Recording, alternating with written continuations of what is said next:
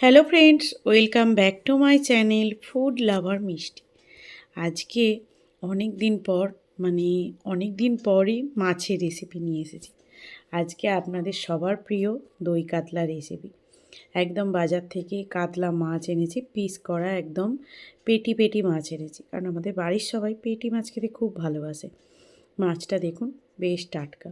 তো মাছটাকে একটু গন্ধ দূর করার জন্য, মাছের গন্ধ দূর করা খুবই মুশকিল, যেটা সত্য কথা বলি, সত্য কথা বলতেই ভালো লাগে। মাছের গন্ধ দূর করা খুবই মুশকিল, তবুও একটুখানি চেষ্টা। মাছে কোনো হলুদ মাখানো যাবে না, যেহেতু দই কাতলা হবে। তো ওখানে মাছটাকে লেবু আর নুন দিয়ে ভালো করে মাখিয়ে নিলাম।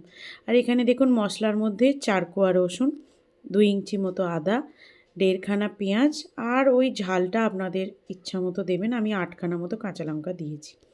তো এটা একটা মিক্সির বাটিতে আমি নিয়ে নিচ্ছি। আদা, পেঁয়াজ, কাঁচা লঙ্কা আর রসুন ওই 4টে মতো, না দিলেও কোনো অসুবিধা নেই।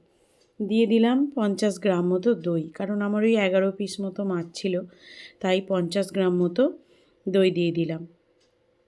কি মশলা লাগবে এই একবারেই পেস্ট হয়ে যাবে। দিলাম হাফ চামচ মতো চালমগজ, দিলাম 10টা মতো কাজু বাদাম, আর দেব 5টা এলাচ। এলাচটা অবশ্যই দেবেন, গন্ধটা কিন্তু অতি সুন্দর হবে। আর দিলাম ওই 2-3 চামচ মতো ফ্রেশ ক্রিম, আমুলের যে ফ্রেশ ক্রিম পাওয়া যায় সেই ফ্রেশ ক্রিমটা। এই দেখুন একটা সুন্দর স্মুথ পেস্ট হয়ে গেছে। তাহলে ওদিকে মশলা বাটা যেগুলো যা কাটার ছিল সমস্ত কিছু রেডি করে নিয়েছি।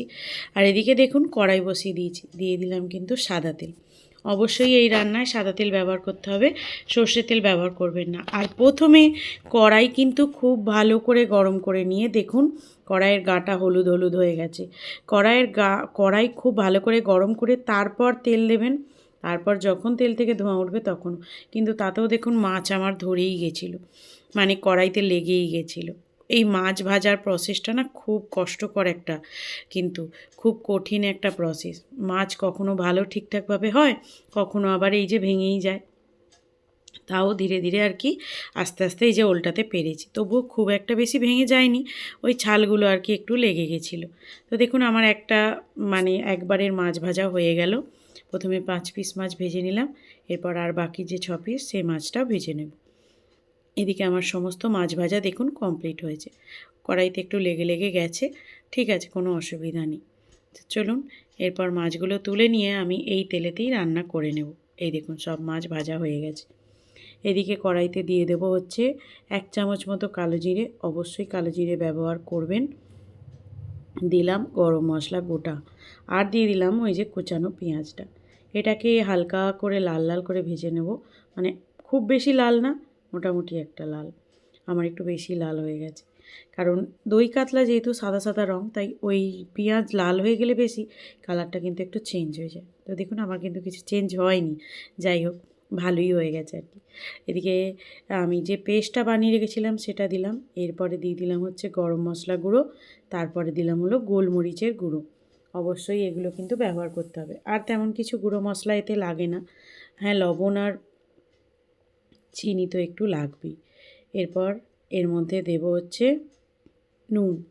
আমি পিঙ্ক সল্ট ইউজ করি, তাই নুন লবণ দিয়ে দিলাম, আর দিলাম ব্রাউন সুগার। আমরা ব্রাউন সুগার ব্যবহার করি, খাওয়া বা চা যা খুশি বলুন তাতে ব্যবহার করি, চিনিটা খুবই কম ব্যবহার করি, এই কারণে দিয়ে দিলাম। এরপরে দিয়ে দিলাম ওই মিক্সির বাটিটা ধুয়ে জল, অল্প পরিমাণ দিলাম প্রথমে, তারপর একটু ফুটে গেলে আর পুরো জলটাই দিয়ে দেবো। খুব একটা বেশি জল লাগবে না, কারণ আমি এতে দুধ ব্যবহার করব, সেই কারণের জন্যে। তো দেখুন এখানে ফুটে গেছে জলটা, এর মধ্যে মাছগুলো আমি এক এক করে দিয়ে দিলাম, কারণ বেশি গ্রেভিও রাখবো না, আবার খুব শুকনোও করব না, একদম সুন্দর বেশ মাছগুলো ডুবে যাবে সেরকম করে, ব্যাস খালি মাছ ভাজতেই যতক্ষণ সময়, তাছাড়া কিন্তু এই রান্নাটার সময় বেশি লাগবে না। এই দেখুন আমি দুধ নিয়ে নিলাম, এটা আমি গুঁড়ো দুধই গরম জলে গুলে দিলাম। আপনাদের কাছে যদি গরুর দুধও থাকে সেটাও আপনারা দিতে পারেন, কিন্তু দুধ দিতে হবে আর কি, না দিলে টেস্টটা ভালো হবে না। তো দেখুন দুধটা দিয়ে একটু জাস্ট ফুটে উঠবে, আমি বন্ধ করে দেবো। এই দেখুন হয়ে গেছে, একদম রেডি হয়ে গেছে। এরপর লাস্ট আমি এর মধ্যে দেব 1 চামচ বাটার। বাটারটা দিয়ে আর একদম ঢাকা দিয়ে কিছুক্ষণ রেখে দেবো, কারণ বাটারের গন্ধটা যাতে বেশ এর মধ্যে মিশে যায়। বেশ সুন্দর লাগবে কিন্তু এইভাবে দই কাতলা রান্না করে দেখবেন, খুব সহজ উপায়ে আর সুন্দর আর টেস্টি হয়। এই দেখুন কেমন দেখতে হয়েছে বলুন তো, সত্যি বলছি খেতেও খুবই অসাধারণ হয়েছে, আমার বাড়ির সবাই বলেছে। চলুন এবার সার্ভিং বলে সার্ভ করে নিই। গরম গরম দই কাতলা আর গরম গরম ভাত।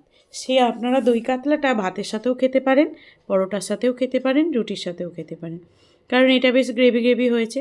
এটা আপনারা ভাত, ফ্রায়েড রাইস, পোলাও যার সাথে ইচ্ছা আপনারা খেতে পারেন, যেটা আপনাদের মন হবে। দেখুন তো কেমন হয়েছে। ভালো যদি না হয় ট্রাই করে অবশ্যই আমাকে জানাবেন। অবশ্যই বলবো রেসিপিটা ট্রাই করুন, অসাধারণ খেতে হয়। চলুন তাহলে আজকের মতো বিদায় নিচ্ছি, কারণ দেখা হচ্ছে নতুন একটা রেসিপি নিয়ে। আজকের রেসিপিটা আশা করি আপনাদের ভালোই লেগেছে। যারা আমরা কথাই আছে যে মাছে ভাতে বাঙালি, তাই না? চলুন এখানেই শেষ করলাম, ভালো থাকবেন।